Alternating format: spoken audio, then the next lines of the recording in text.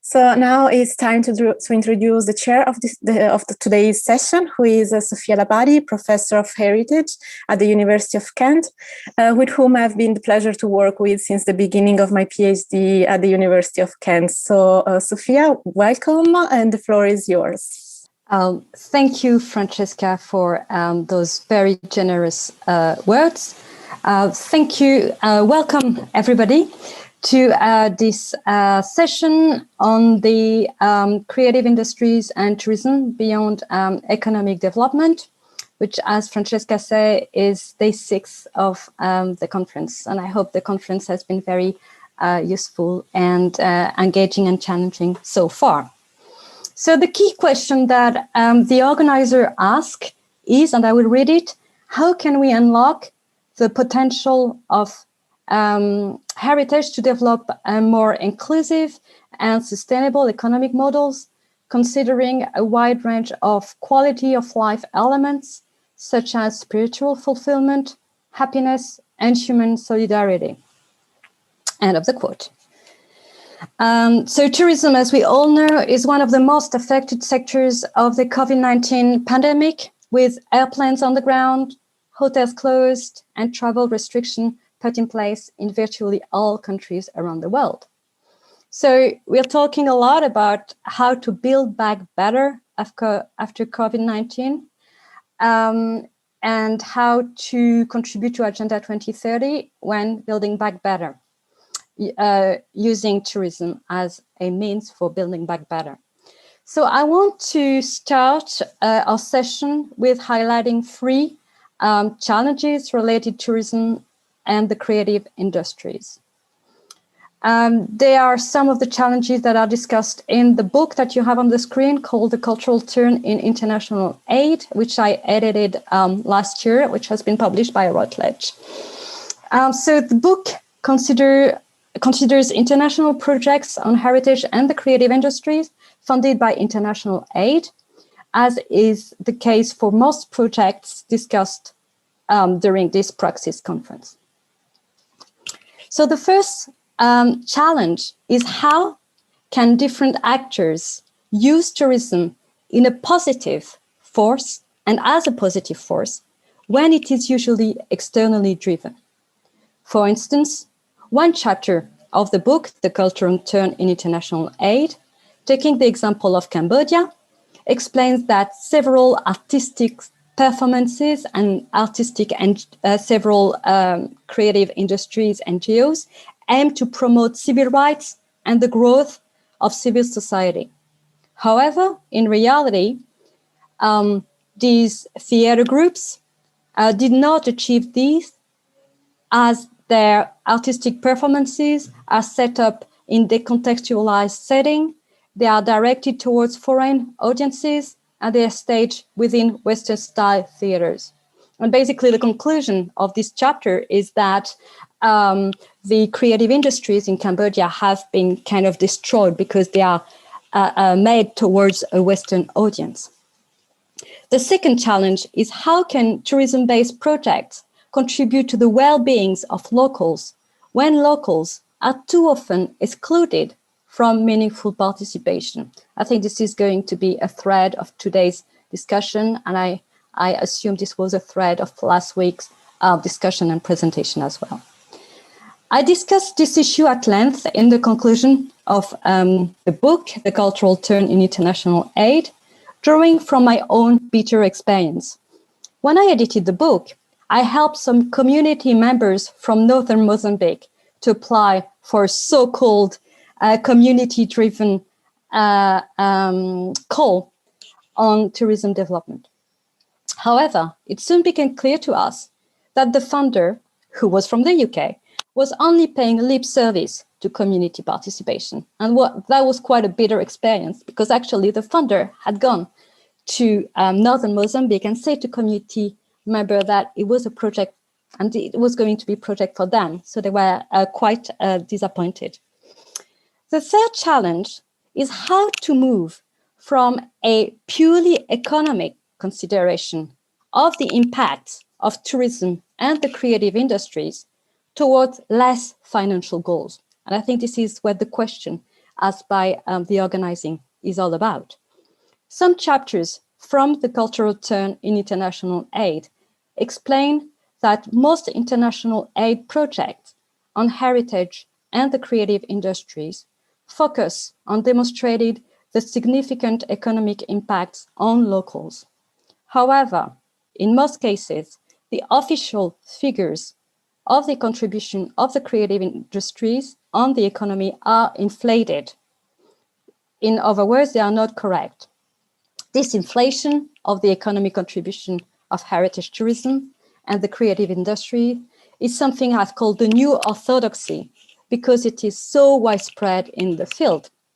For instance, one chapter written by Christian de Bacalar and Antonios Valasis in the book, again, on the cultural turn in international aid, explained the very wide definition sometimes given to the creative industries or the creative economy, including, in some cases, the automobile sector, in order to show their major contribution to economic growth.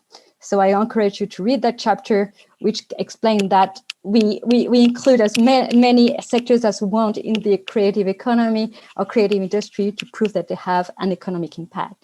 But in reality, the economic impact of pure creative industry, such as arts and craft, is quite small. And I've discussed that also at length in previous publication.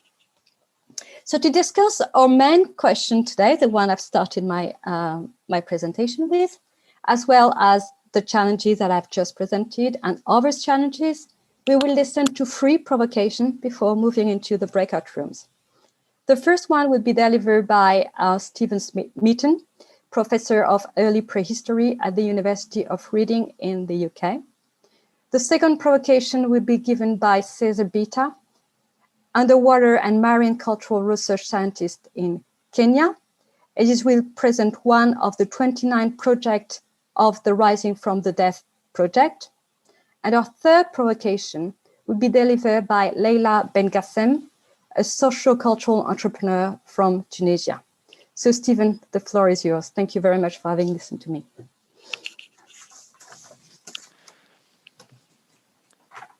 Thank you very much, and good morning, everybody. I'm delighted to have been invited to participate in this conference and very much looking forward to the discussion in the breakout rooms. Because there's limited time, I've pre-recorded a short presentation about the work I'm undertaking in Feynan in southern Jordan that I think Francesca can play now, and then I'll be looking forward to taking any questions and joining in discussions at a later time. Hello, my name is Stephen Meaton. I'm a professor of archaeology at the University of Reading in the UK. I'm delighted to have been invited to address the conference today on the topic of cultural heritage and sustainable development.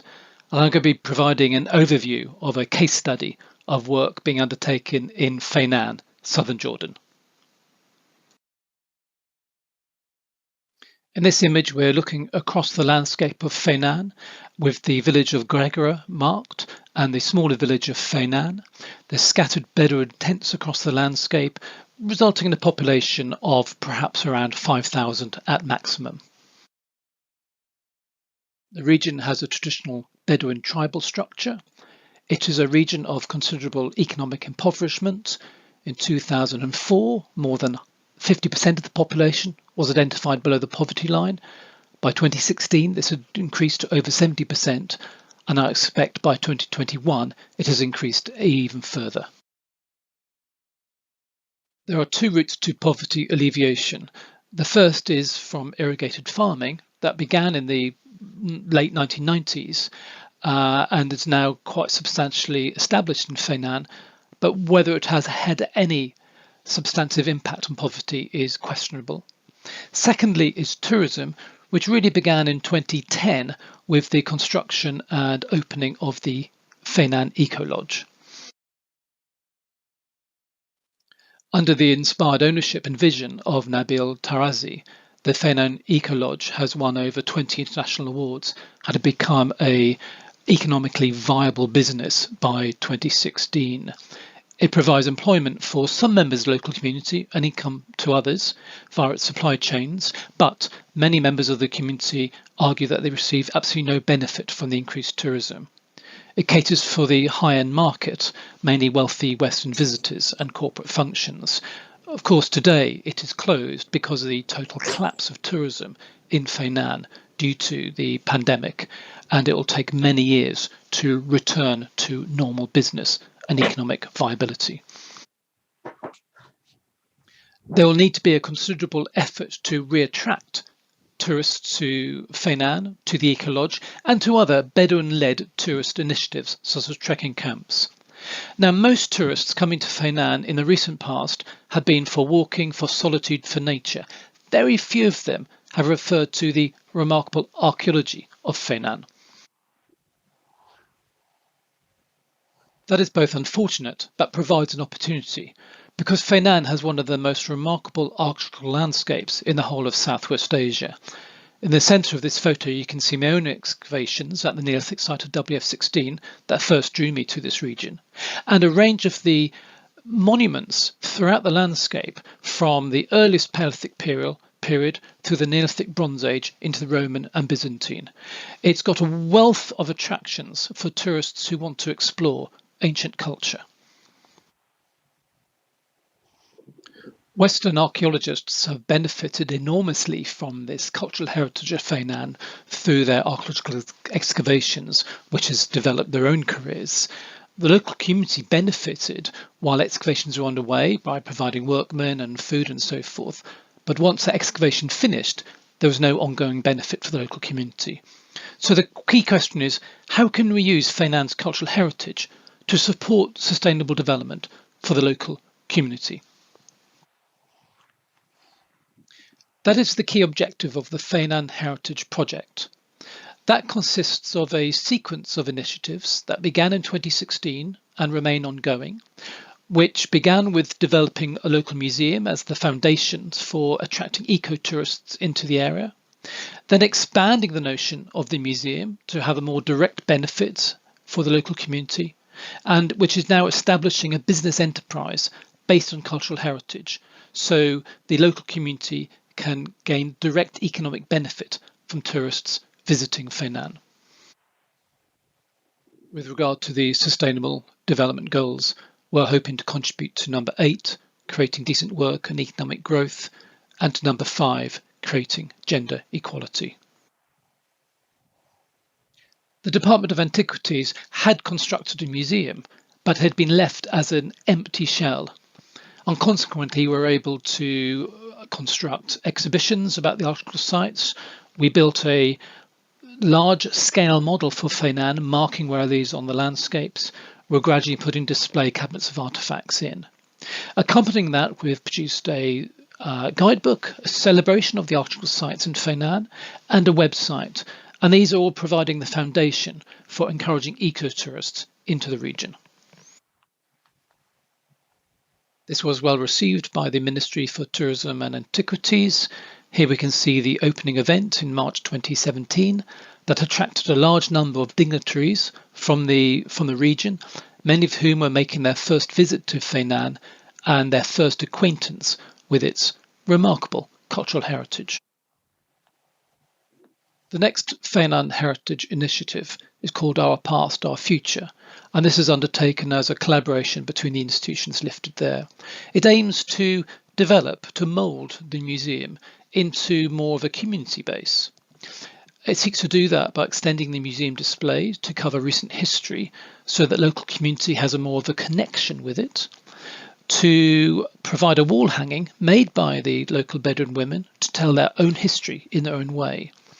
Is working with 6 local schools to develop interest in cultural heritage, providing an education kit for the teachers to work with.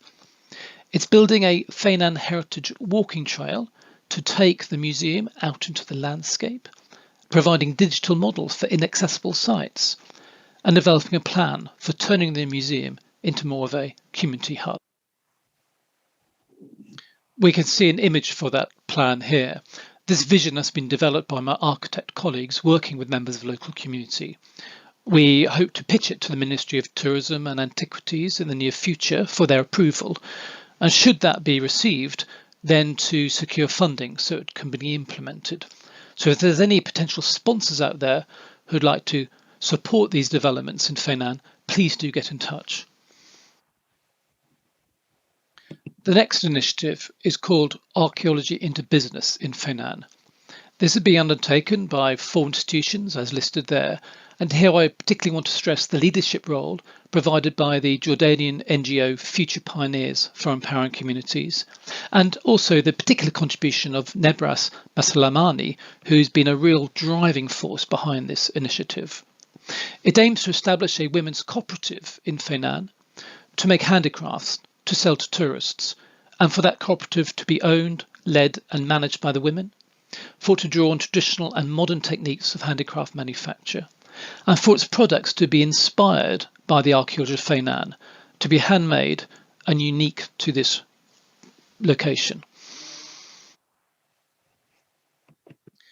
The project provides training in business and marketing, handicraft design and production, and it provides facilities and materials.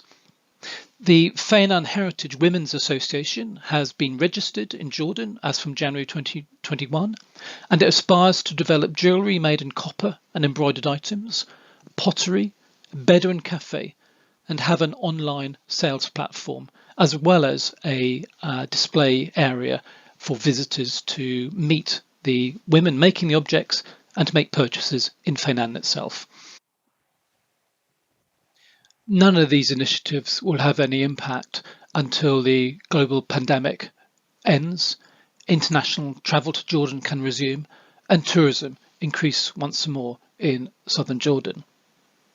What we hope is that we can put sufficient infrastructure in place so that when those developments occur, the local community in Feinan can benefit relatively swiftly from the return of tourism. Now, let me finish with 3 questions that give me considerable concern. First, how do we use cultural heritage to support sustainable development without inadvertently threatening the cultural and natural heritage themselves? Increased tourism to Feinan will increase footfall, vehicles, road buildings and so forth, all of which threaten the culture and the nature of Feinan, which are its key assets. Secondly, how do we meet the conflicting needs of multiple stakeholders? Now, I have skirted over a whole raft of issues there, one of which is, for instance, that the tension between the Bedouin tribes themselves. These feel they have different rights of access and ownership of the museum, creating difficulties of turning it into a resource for the community as a whole. And thirdly, how do we inspire and enthuse local communities without raising false expectations? We all know that funds for economic development are limited and that they come with constraints, if not strings attached. Trying to explain the limited capacities we have to the local community and avoid raising expectations that we simply cannot deliver is a continuing challenge. Well, let me finish by thanking my colleagues who work with me in Feinan and to the local community of Feinan and Gregora.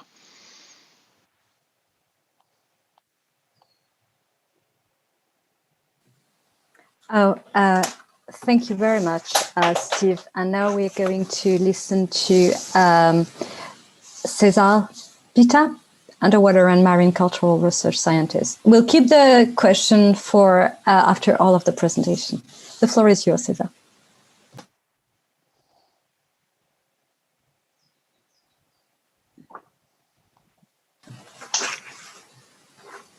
You're muted.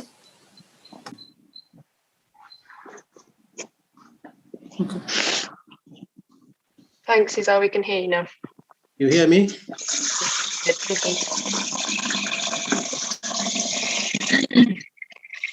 You see my screen? Yeah. Yes, we do. All right, thank you. Well, it is afternoon here. It's now 1 o'clock in Kenya, and I believe you are still in the morning up there. Yeah. Thank you so much for inviting me to present in this forum, and I'll take you through my experience and my work working with a local women group here in Kenya to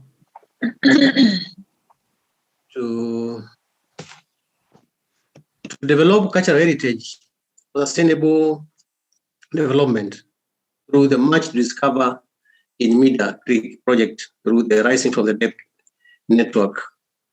And this project is was meant to use the maritime cultural heritage to advance development within the local communities and use the local resources within the local area to develop sustainable initiatives that the local people can continue to protect and preserve their cultural heritage. It also meant to make this cultural heritage visible, because here in Kenya, cultural heritage actually is not given that much attention like other economic resources or assets that we have in the country.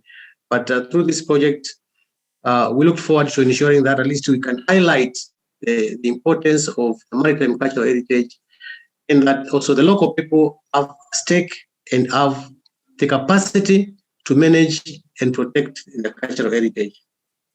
Our challenge was to diversify the pathways to include inclusive, sustainable economic growth of communities in Media Creek, who are mainly dependent on very much unsustainable economic activities like fisheries, forest, and tourism. Media Creek itself, as you can see from the screen, is a very small area, roughly of not more than 50,000 residents. And the main activity here, economic activity, is fishing and tourism. There's a bit of forestry, of course. We have a huge part of Narabuko Sokoke Forest Reserve and the mangroves, where local people also use these forests to harvest timber for sale. But mainly fishing and tourism is the main activity. Excuse me, Caesar, sorry to interject. If you could only move it to a full screen, at the bottom of your screen on your slide share, bottom right of your screen. Yes, thank you. You get it now? Very much. Okay. So now you can see the creek well clearly.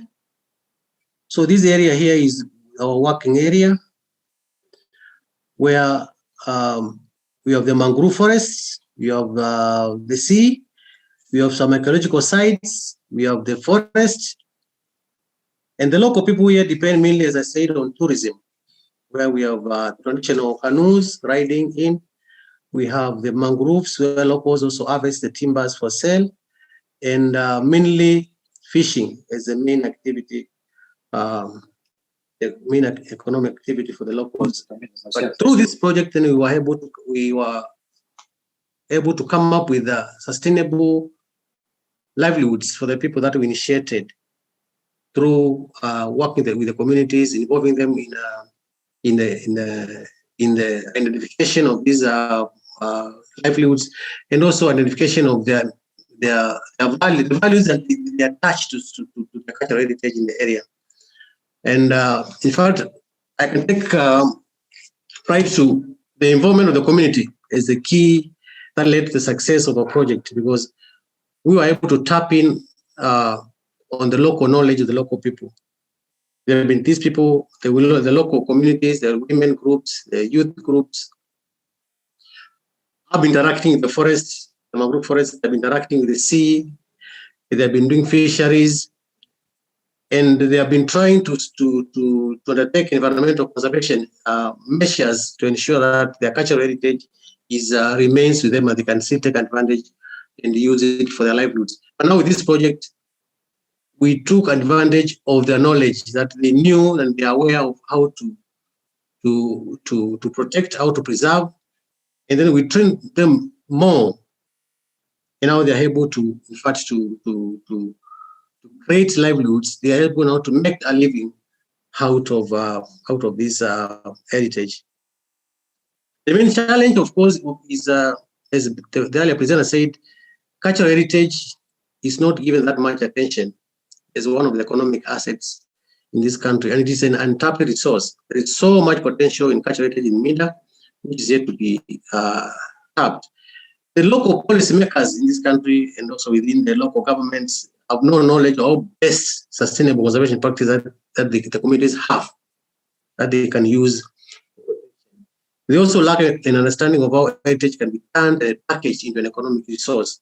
So much of these assets are not put together into an asset that can be used by the local people to make benefits. There's also ignorance of local communities that they can be managers of their own heritage.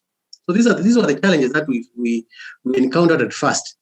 But good luck, we were able to overcome them, and today the local people are the managers of their cultural heritage.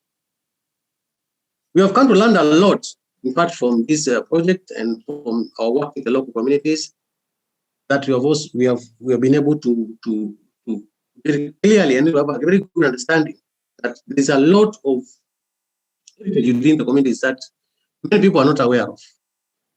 A good example being now our project area, the Meter Creek, where we realized that local people have a lot of knowledge on cultural heritage that they have, like traditional boat building, traditional house building technologies, traditional fishing styles. There's a lot of archaeological sites around. There's a lot of marine life in Meter Creek that these people have been living with, have been interacting with, and have been utilizing as a resource for their economic benefits. The communities also are also very much knowledgeable about the heritage and how they want it to be preserved and protected.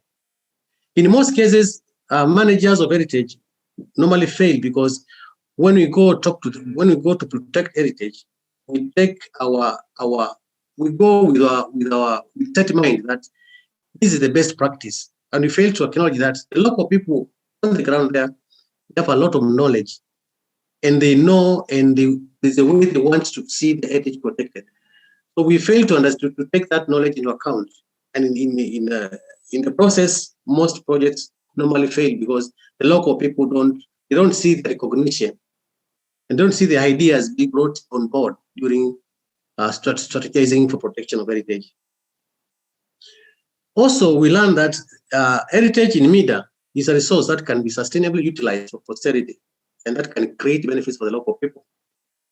And these are now working with the local communities, working with the women groups, working with the youth groups in Meter Creek, allowing them to identify their resources, allowing them to bring their ideas on board. We realize that this is a lot that, in fact, can be put together for the local people to make economic benefits from. And by so doing, then they can better protect the cultural heritage in Mida.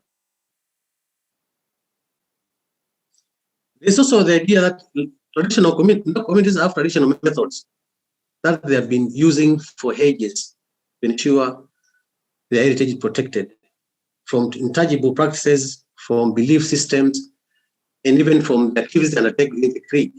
And these traditional methods are very important that we as heritage managers, we need to take on board, and we need to adopt, and in fact, ensure they are part of the strategies that should be consumed by the governments when trying to protect cultural heritage. And that with the proper training and involvement of communities, the local people can very well manage their cultural heritage.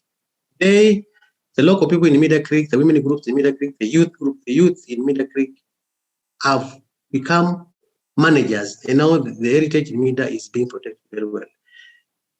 We have also noted that the women in Mida are better managers, in fact, than the men.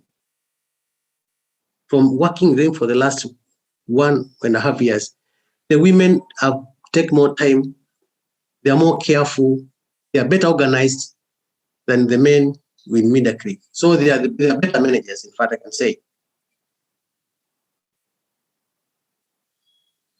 There's indeed a need for involvement of local communities in aspect of conservation.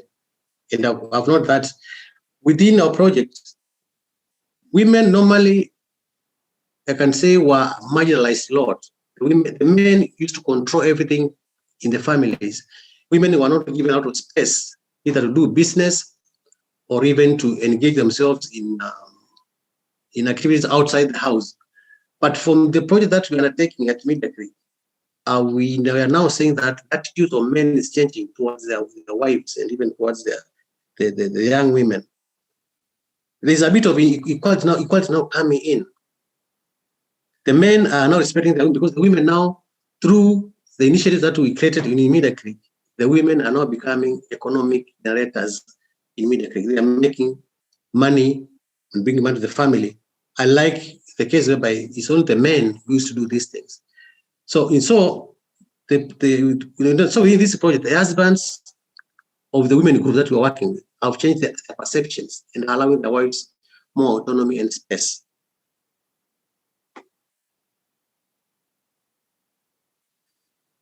With the role of local communities in protection of cultural heritage in Mida, as I said, the experience we have created with the local people, identification of values communities members have for their heritage, identification of threats to their cultural heritage, and implementation of traditional preservation methodologies.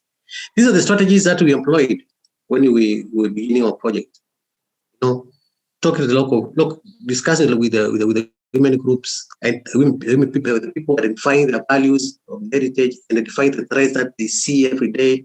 For example, rising sea levels for deforestation within the creek, and loss of marine life, threats to archaeological sites due to increased agricultural lands. These were some of the threats that they mentioned.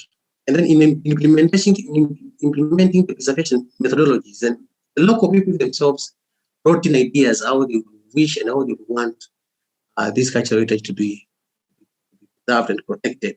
So the local communities, we realize they have a big role to play when it comes to protection and preservation of cultural heritage. The local people also identified what they refer as, what they term and what they understand as a mighty cultural heritage. We didn't go there to tell them this is what's like cultural heritage, but they themselves would tell us, yeah, this is what we refer to as the mighty cultural heritage. And the process that supported this identification within our project is participant involvement and participation, working with the local people from the start all through, engaging them in the process of identifying, allowing them to own the process. We didn't go there to tell them this is what we should do, this is how it should be done. Actually, it is them. This project, this work is yours, this heritage is yours. You own it, you protect it, you preserve it, and it benefits you. So for us investigators, we only offer guidance, and monitoring, and ensure that the process moves on without problems. We had meetings with the groups. We regular updating of the groups on what you're doing, identifying protection, identifying initiatives that the local people can use on cultural heritage for their own benefit. We also identified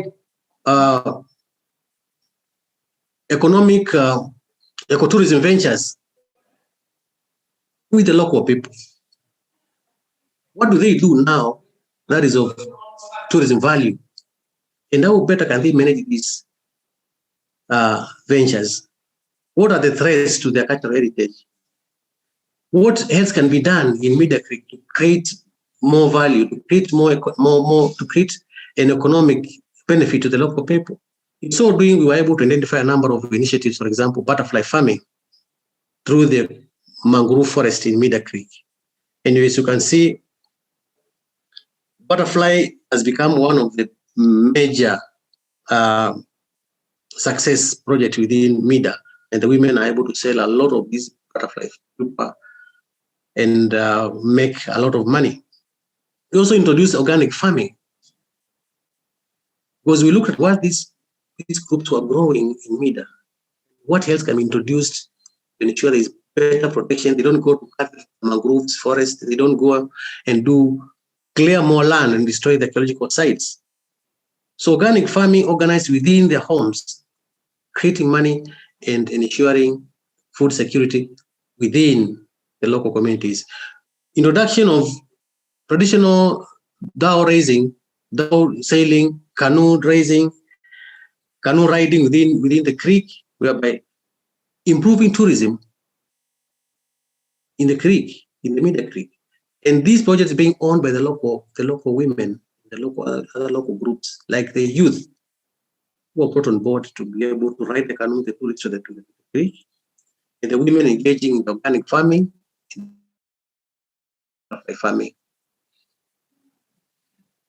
We also train the women and the other groups on how to manage their finances, because this is the project, this is the heritage. Now they have come up with the butterfly farming. They're making money from this. They're doing butterfly honey. They're selling honey to the local markets. How do they manage these finances? Now they have a cooperative whereby there's money circulating around within the groups. They can loan themselves small loans. They can repay with interest. They can now sustainably ensure there is food on the table. They can take their children to school. And they can also engage better in the protection of their cultural heritage by either combating climate change, also by planting more mangroves in the creek. We also developed with the local communities in the ecotourism ventures a dough house, sort of like a floating restaurant above the mangroves, where within the restaurant we do have a maritime heritage interpretation center, where cultural heritage of the Media Creek is provided by the women and the communities around there and the youth is projected, making tourism better, making information available, and ensuring that there is value for money for the tourists coming to the creek. These projects are entirely managed by the local communities. They are run by the women groups themselves, the women group that we're working with. And it is these projects like the dough house, which today is one of the main attractions in the creek, although it's been affected by the pandemic, not many tourists are coming in, but the women themselves can manage the finances that they're getting from there.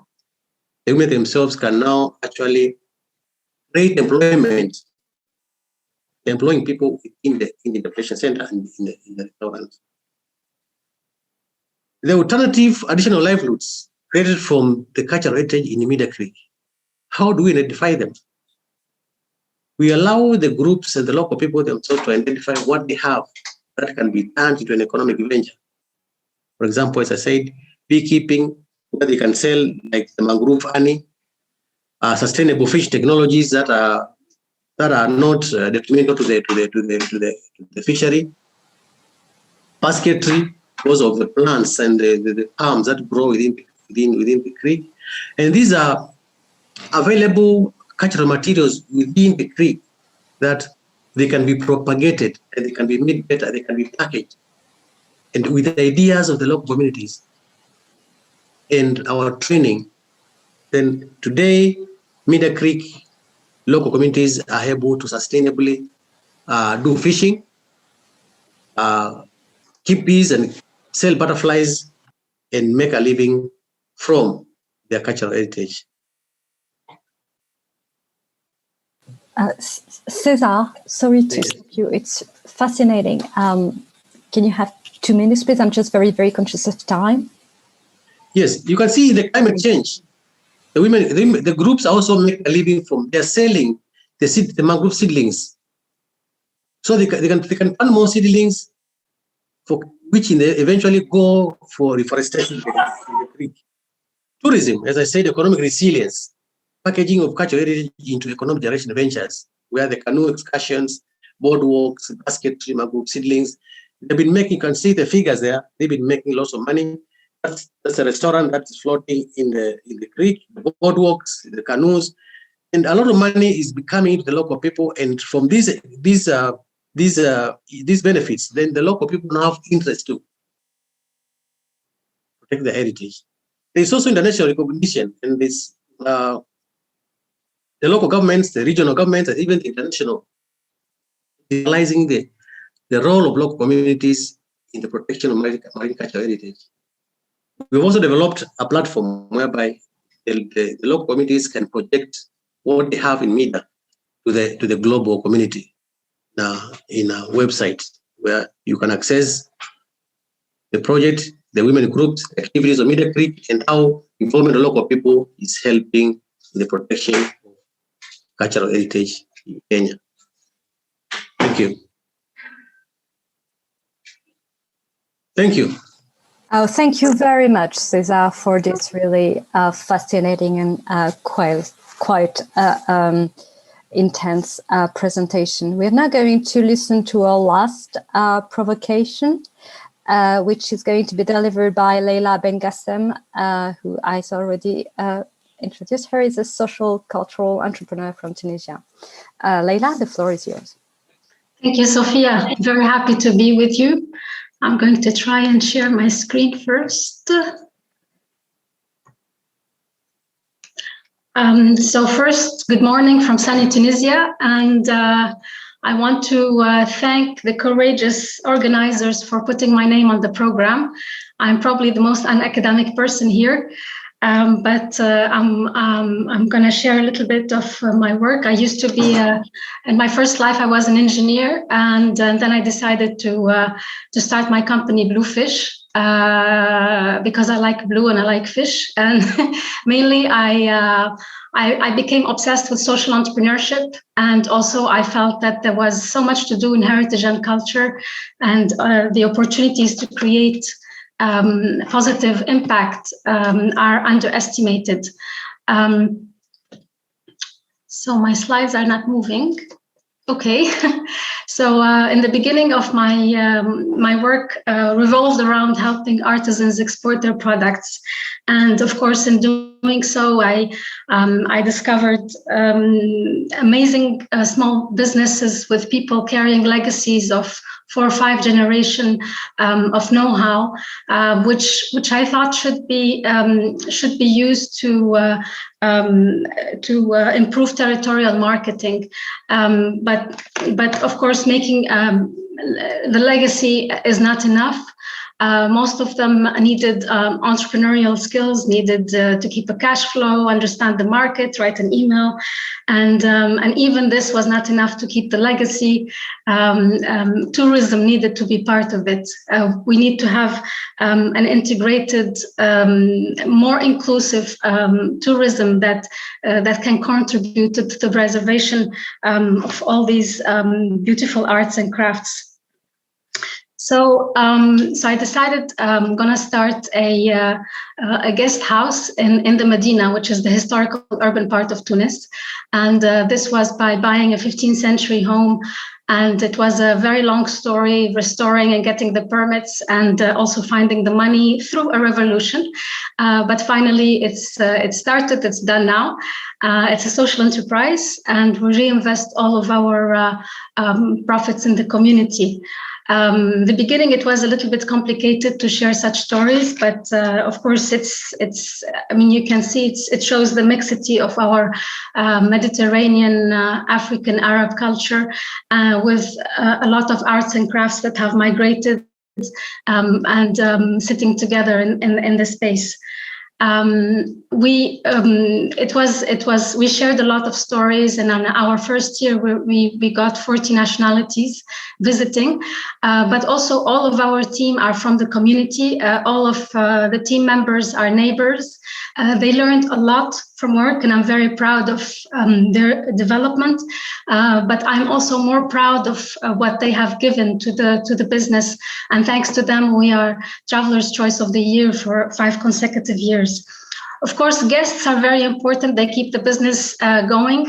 But also we get a lot of young people that visit our guest house wanting to explore, to study, to research, but also to give, to volunteer. And this is one of them. It's a group, they call themselves Cartagena. And they don't like the fact that there's not enough about our heritage on Wikipedia. So for about a year and a half, we had every Sunday we get together, and of course we helped with opening some historical buildings and linking them with authorities, with historians, and getting the information. And thanks to them, we have uploaded more than 300 articles in 6 languages on Wikipedia related to palaces, mosques, shrines in our 1300 years Medina. There was also a very important association called Rashidiyya. It's for the preservation of Tunisian Andalusi Music. It was initiated in 1934, and they approached us to organize their 80th anniversary. Of course, we decided to make Andalusi music mainstream and cool, and this is how we got young people to perform in urban spaces, in open urban spaces. And in the process, with the young people, we have discovered that they have 100 years of archives, which, with a long story over 2-3 years, we managed to crowdsource, attract volunteers to sort, digitalize, and create a digital library with the archives of this important institution. As an investor in the Medina, it was a little bit, it was a shock actually to me, because it's a UNESCO heritage site, but my guests, after visiting the souks, there was not much else to do. And most of the historical buildings, palaces, are closed, needing restoration, needing repurposing. And of course, this is one of the things that that I think could be saved through maybe private-public partnerships or research, and this is what we are trying to do with our space and with our neighbors. The Medina has artisan souks, and in fact, we did the survey to find that there are still more than 200 crafts and 524 artisan production workshops. Of course, they're all struggling now, but we're trying to help them with better storytelling, but also with the new economies such as circular economy, or linking them up with young designers who could innovate with their products. This gentleman, Si Amr Ben Jaddu, he went to our manuscript, National Manuscript Laboratory, and he investigated one of the Qurans that was written exactly 1,000 years ago, year 1019, and he studied the font script. And managed to extract an important font that is called Al-Qayrawani font script. It's named after Qayrawan, a city in Tunisia. So we helped him. We worked with him to create more master artisans, but also to link him up with our other crafts. So it's incorporated in gypsum carving, but also we have digitalized it so you can download it and use it if you want. And also other classes to spread and sustain this beautiful calligraphic art script. Of course, we're living through very challenging times with the COVID. This is why we started Dinti. It's an economic group.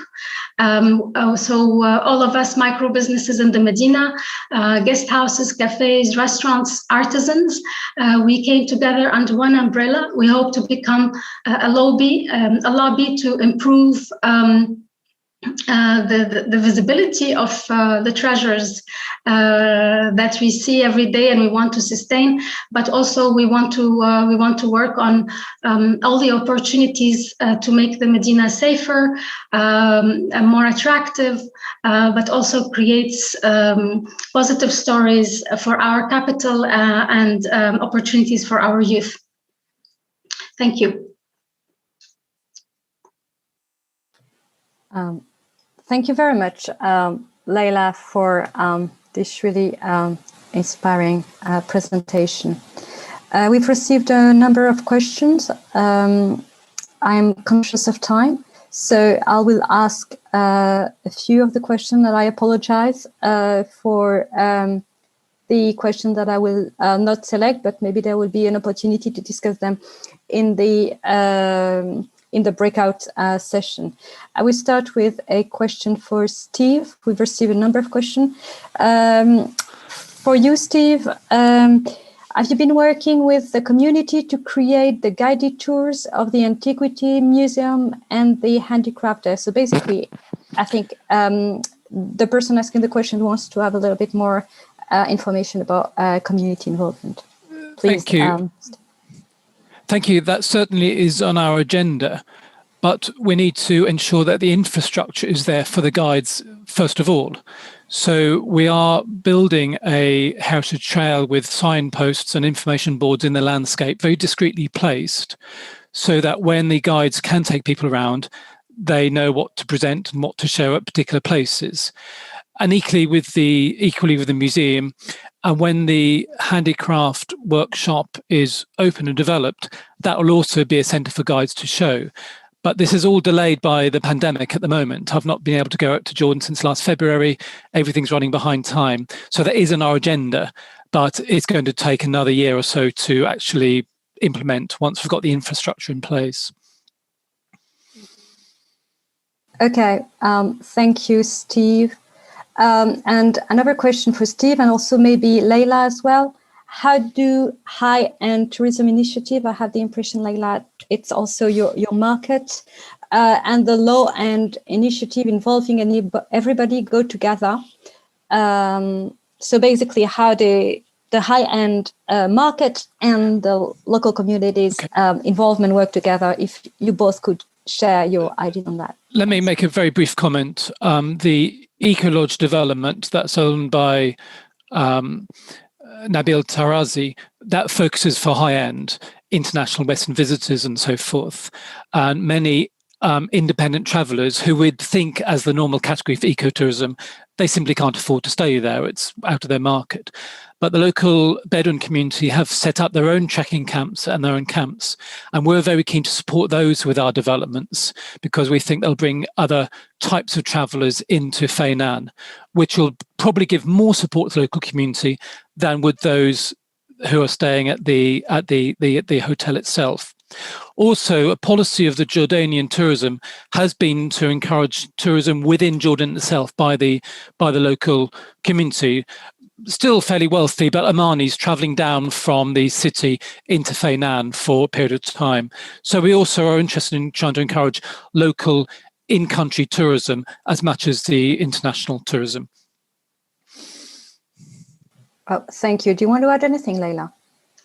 Yes, I just want to say that with now, I hate to say maybe the COVID has brought some opportunities, but with the network we're creating, we're trying to help other small informal guest houses to be more visible and to structure themselves and work together so that there's a variety of opportunities in the historical urban area. But in general, most of the people who choose to come and stay with us, they're conscious consumers. So often I have guests that have read everything already before they came, and it's the greatest pleasure when they say to us, we know what you're trying to do, and we're here because we want to contribute and be part of it. So I think it's also a movement that we're trying to say to create and attract people who, and I'm sure it's the same with Steve, people who choose to be there. They understand what they're delivering beyond the financial gain. Okay, thank you very much for your answer. Maybe not a kind of more general question, but maybe Cesar, if you want to reply to it. I will read it, it's a bit long. Heritage is what is considered valuable by the community. Creative industry is economy, utilizing cultural heritage and culture for economic benefits, which is not purely black and white debate. The question is who exploits who benefits from the commodification of heritage. So Cesar, if you want to have a go at it, and then maybe the other two. Thanks. Thank you so much. I think who benefits and who exploits who, for my case in Meader Creek, I think everybody is benefiting. I don't think anybody is exploiting another person there, or whether it is possible to have somebody exploiting another one, because we are all for heritage protection and preservation. And the community wants to see heritage protected for their good, because we don't protect for the sake of it. We have to protect so that that heritage can also serve us, and that's a principle. In fact, in Meader, protect this heritage, preserve this heritage, so that the heritage can serve you now and in the future. So the global community will benefit from mangrove deforestation. We'll have more mangrove forests created. Local people will be selling seedlings to the deforestation. They can have lives in the forest and make some living. You see, we have more carbon credits coming to the local people, and we will be fighting the global warming issue and the rising sea levels. So local people benefit, individuals benefit, governments benefit, and the entire world will benefit. So I don't think I don't see any exploitation there. And also skills exchange. Like in Mida, we're having now groups coming from far away to come and learn how the local women and local communities in Mida are raising benefits from cultural heritage. You have had groups as far as Lamu coming to learn from us. We've seen groups coming from as far as Nairobi, which is more than 700 kilometers away from Mida, coming to see how we initiate these projects that create benefits to the local people using cultural heritage. So it's a benefit for everyone. Thank you. Okay, thank you. Do Leila or Stephen want to add anything to this question about whether there's some exploitation or who really benefits from the projects? The comment I'd like to make is what we're trying to shift in Jordan is to ensure that the local community benefits. The tradition of international tourism to Jordan, to places like Petra and so forth, organised by international tour operators, has resulted in very limited flow of benefits to the local community themselves. We have large parties coming in on cruises or planes or coaches. They go to these sites, they leave and stay in international hotels, and nothing gets to the local community itself. So we're trying to develop a concept where the local community, and indeed everybody, benefits. Of course, as an archaeologist, I want the cultural heritage to benefit because I want to develop it as an economic resource for the community, so that it also help to protect the cultural heritage rather than it gradually getting destroyed as it does in a rural farming landscape. And that really goes to focus of trying to work with the school children as well, so they can grow up and develop a better understanding of their local landscape and hopefully become some of those tour guides. So I agree with Cesar. The aim is for everybody to benefit in the local community. I'm not so bothered about international tour operators who have benefited hugely over many years without giving a great deal back to the local communities in Jordan. Okay, Steve, I raised my thumb because I think you said it all around, the total difference of power between different stakeholders, which make tourism a really, really problematic issue. Leila, do you want to add anything? Yes, there's a question that I always get from especially European guests. It's because we are working on almost urban revival of the historical urban part of Tunis, and I'm always asked about gentrification, and which is a question I became very concerned with. And I think the more inclusive the investment is, the less there are risks of gentrification. And this is why all my team, my suppliers, I try to create as much as possible shared economy with the community. And it's not.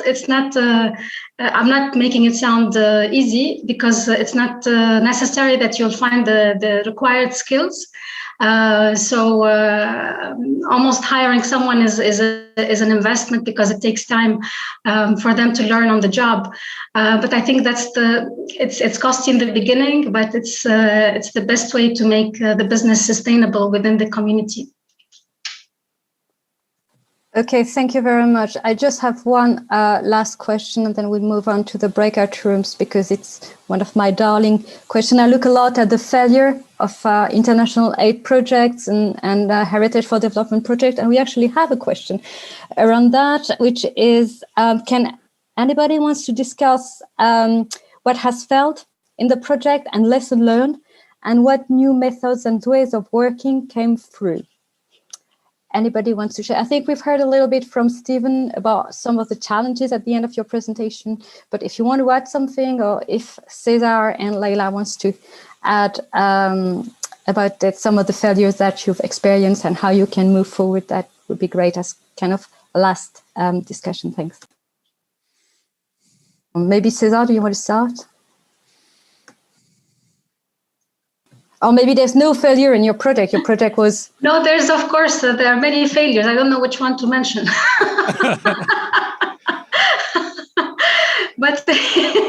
But it's a learning process. I mean, we're working with people, heritage is people, and we work with communities. I mean, I'm sure Cesar understands what I'm talking about.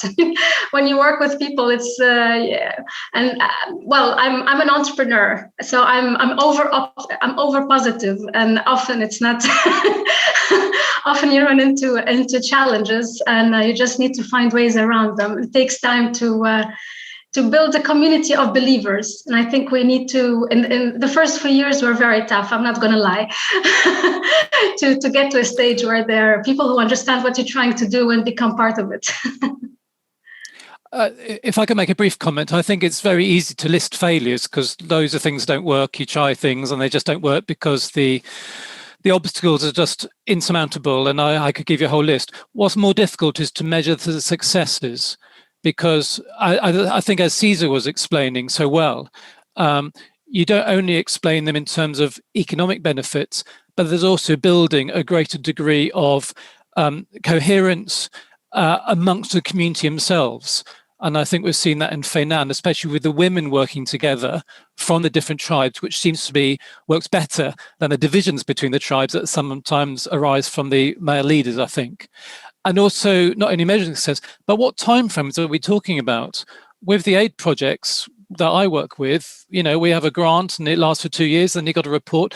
But I like to think that these are going to take 5-10 years before actually having some substantive return, whether that be economically or better social coherence or better well-being and so forth. So I think measuring success is a really difficult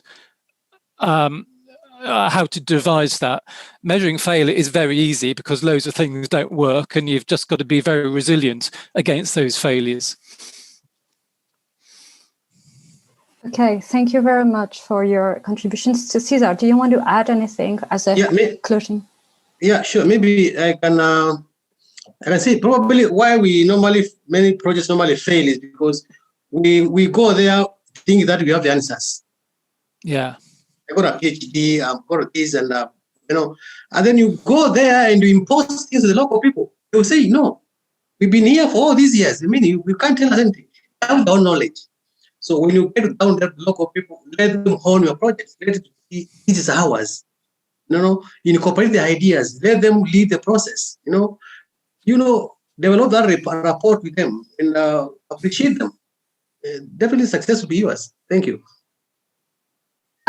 Great way to finish the relationship between local communities and foreigners, and maybe the neo-colonial dimension of tourism and the creative industry. Thank you very much for our great presenters, Stephen Meaton, Cesar Bitta, and Leila Bengassem.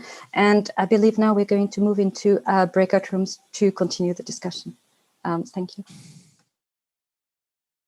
The idea of the Western model being problematic, thinking of mass tourism in places like Venice and so on, and that we don't want to just export those approaches. And one of the things that's exciting about some of the Global South challenge-led developments is the idea that we're getting new methodologies and new approaches which can be more inclusive and that have heritage as a catalyst to other activities. And I think we saw that in some of the earlier presentations. It's not just about selling tickets, making money from that point of view, and that we shouldn't maybe be nailing all our colours to that mast, that tourism is the only thing that heritage is useful. It's much, much, much wider. So we should have a more nuanced approach to that. We talked a bit about the differences in approaches, the different kind of tourists you would get in the Global North compared to the Global South. We also, what else did we talk about?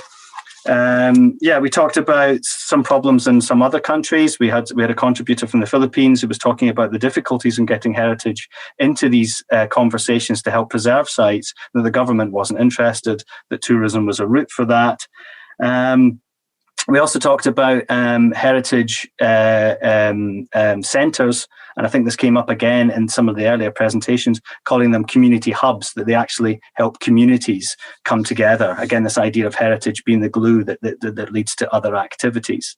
Anyone else from the group want to come in? I think... John, I just add in there the price structure in as well that was discussed, and that effectively the way that you charge to go into sites and charge for tourism or aspects of it, I think is another thing that the Western or our Northern models are perhaps not getting right.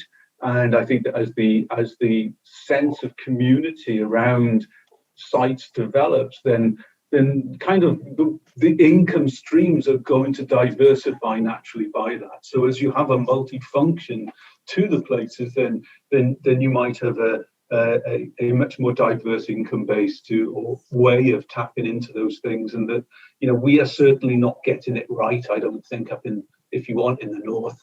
And I think that we can be learning from some of these examples in the South, which seem to be much, much more able to preserve not just what we in the North have seen as the obvious, but I think a lot that is less obvious. And here I'm thinking, obviously, intangible cultural heritages being much more in that class of things that perhaps up near we haven't actually taken on board in the way that is being taken on board elsewhere. Yeah, and I think just to finish off, I think the last thing we discussed was some of the sort of barriers to cultural tourism being used, and there's this multidisciplinary approach, which we're now really seeing genuinely for the first time with challenge-led approaches linked to 2030 Agenda, to GCRF funding, but still there are problems, and that we're not always invited to the same discussions, which is problematic. And I must say, the exciting thing about the Global South approaches like CSERS that we saw is that they're organic and that they're coming from the community themselves.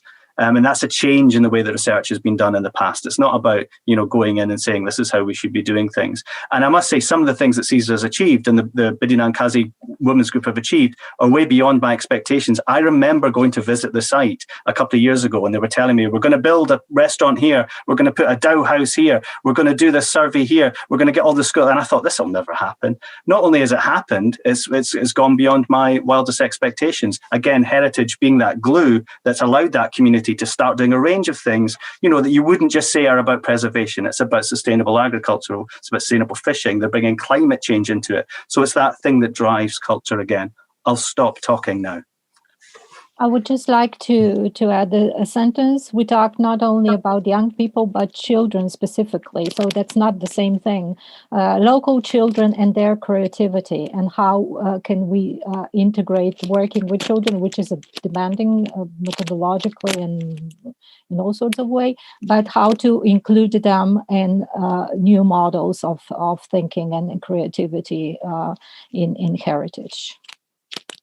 Hi, everyone.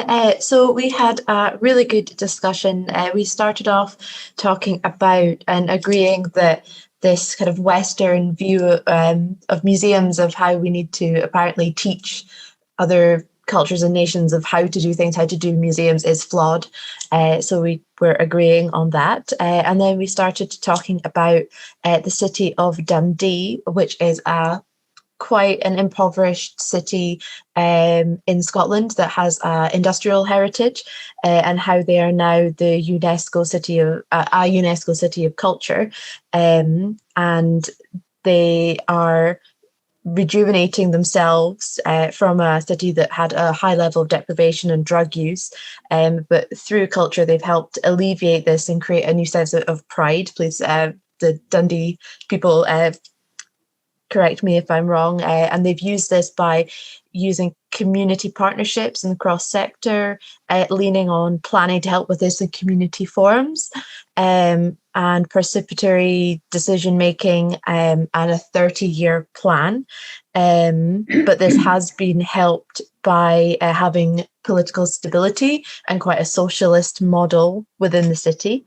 We also talked about the importance of getting new researchers involved in heritage and breaking into that, getting jobs within the heritage sector and the new ideas that they bring and how it's important. We also talked about how it's important to have external researchers listen to both sides of arguments when it comes to communities and heritage institutions. We also talked about India and how it's important to understand the psyche of local people, including security in respect of incoming tourism, and how there needs to be ground level social research, and how locals need to understand the diversity of visitors coming in and vice versa. I think I've got everything covered. Please chime in if I've missed anything. Thank you, Rosalind. Sophia, Helen, is there anything else from your group that you'd like to add? No, I think we just mentioned also the importance of a long-term vision, which was quite fundamental to achieve, social impact beyond just the economic impact. Otherwise, I think Rosalind got our discussion well condensed. Everything was said. Thank you, Rosalind, and thank you for our group. The only thing that I would add is there was a lot of talk about evaluation and measurement, which is a great trailer for our session tomorrow. Thanks, Helen. That's a great segue. Very good. Tomorrow we've got a fantastic session on evaluating the impacts of heritage research, heritage for sustainable development, and that will be chaired by Francesca. That will be chaired by Ege Yildirim, heritage planner in Turkey and former ICOMOS focal point for sustainable development.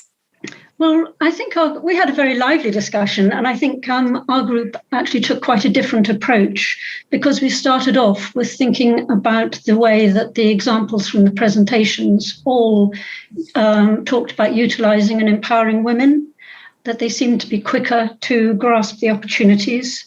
And when they were empowered, then the whole family was affected. So that led to quite a lot of discussion about what research could support this trend. And what came up was what the role men could play in supporting women. Then we talked about challenging gender roles and the dangers of doing so, because the idea of modernizing gender roles was fraught with difficulties. Obviously,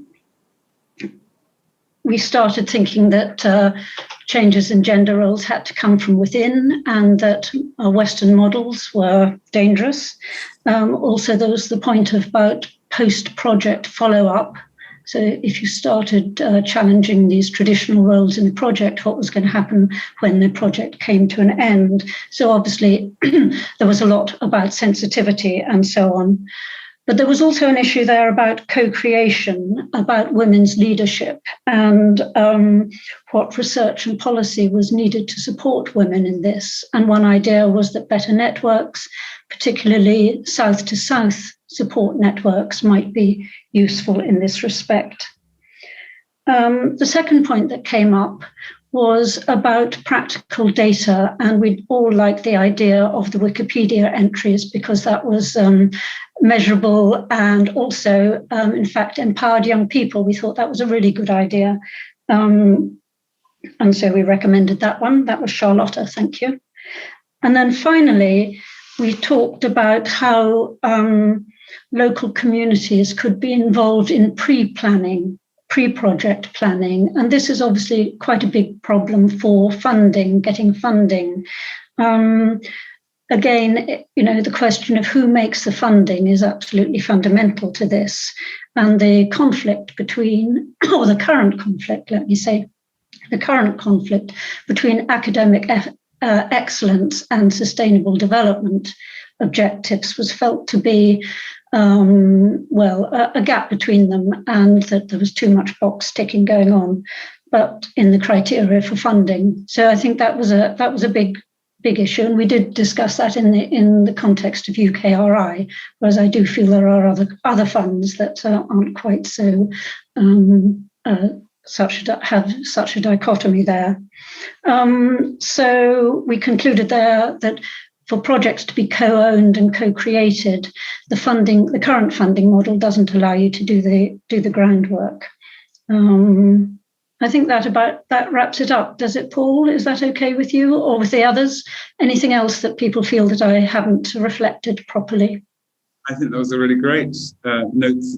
Thank you, Kate, and feedback. I guess one of the things that came up throughout all those different discussions was the question about how the UK and other European countries needs to reevaluate its own cultural heritage in order to be able to engage positively with the global South, and in different ways that came up.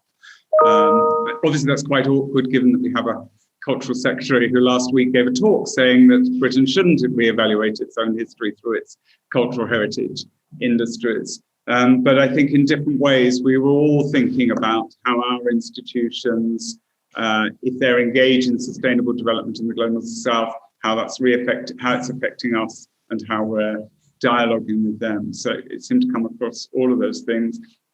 And I thought you represented well a quite complex discussion about UKRI and funding strategies, because over the 6 years or what of GCRF, we have never moved away from research excellence being the only criteria rather than sustainable development, which is what the funding comes for. So there was I thought it was a really strong, positive discussions around those things. So thank you to the group. Is there anyone else from the group who wants to throw something else in now? I think if no one's hand raising, that might be it for now. So thank you very much. Thank you, Paul. Leila, have you got someone to feedback? Would you like to feedback? Yes. We have some diverse but important ideas that were shared in our group. There was the idea of private-public partnerships to protect indigenous communities and tangible and intangible heritage. Also investing locally for youth to stay. This for youth, also finding sustainable ways to use natural resources without harming nature. But also there was a debate about heritage not really needing tourism. Tourism is not a friendly guy. It creates 8 to 10% of carbon emissions.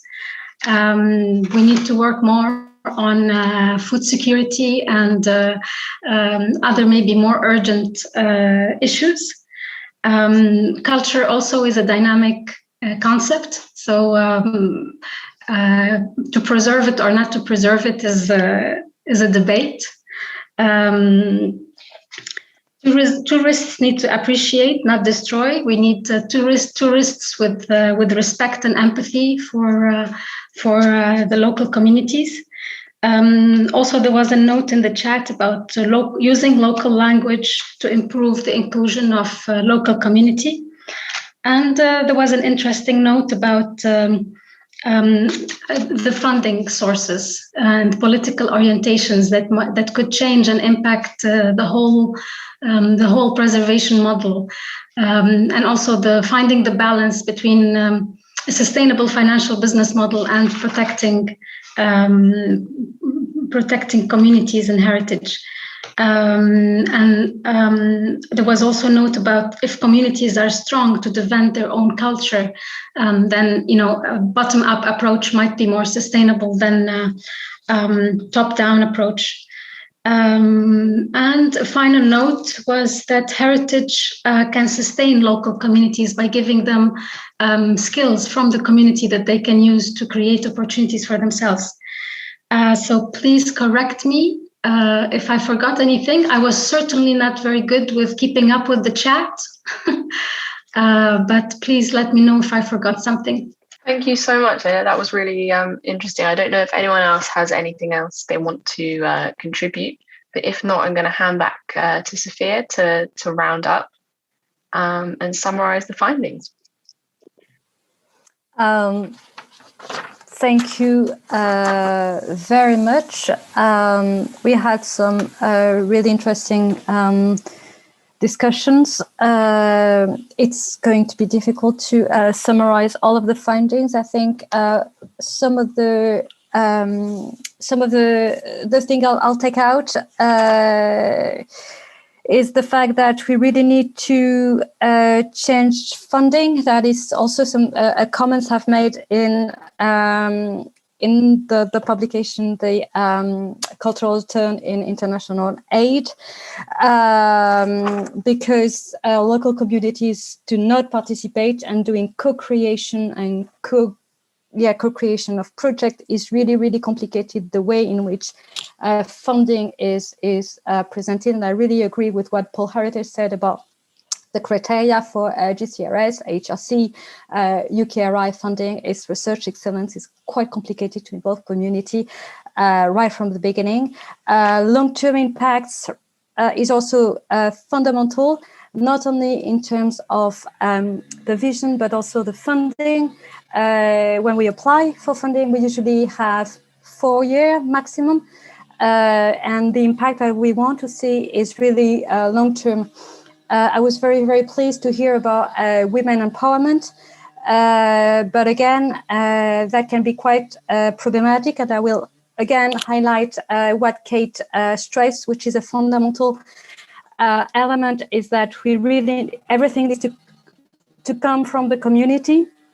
We can think about the whole issue of female genital mutilation. As long as that doesn't come from the community and they want to change, it will not happen, and they will take it as an imposition from the West. So if we want to change things, that's not going to happen. It is to come from the community itself.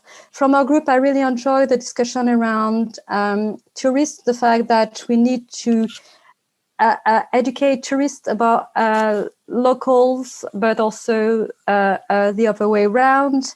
The importance of long-term partnerships. I've seen a lot of projects failing on the ground because there was not a lot of long-term partnership. Okay, and I think that is all as far as I can see in the chat, or maybe I didn't read properly the comments. But yes, I think that's all from me, and maybe I could give it back to Francesca to talk about what's happening this afternoon. So thank you everybody for having participated in this session. Thank you very much to you, Sophia, for this wonderful facilitation of the whole sessions and for this fascinating summary at the end. So I thank you very much, you, Sophia, but also Stephen, Cesar, John, Leila, and Paul for your presentations and facilitations today. I think the session was really brilliant. We got a lot of interesting insights, and we are continuing the conversation later on this afternoon and tomorrow. So this afternoon, UK time. So from 2 to 4 UK time, we have a session on heritage, mental health and well-being, which is a theme often overlooked in the heritage sector. So I hope it will stimulate a new conversation on this topic. And also tomorrow morning, UK time, from 10 to 12, we have the famous session on evaluating the impact of heritage for sustainable development, which I've been discussing a lot today, but also in previous sections. So I hope we will see you later on today or tomorrow. Thank you very much once again, also to the participants for the brilliant contributions, and see you soon.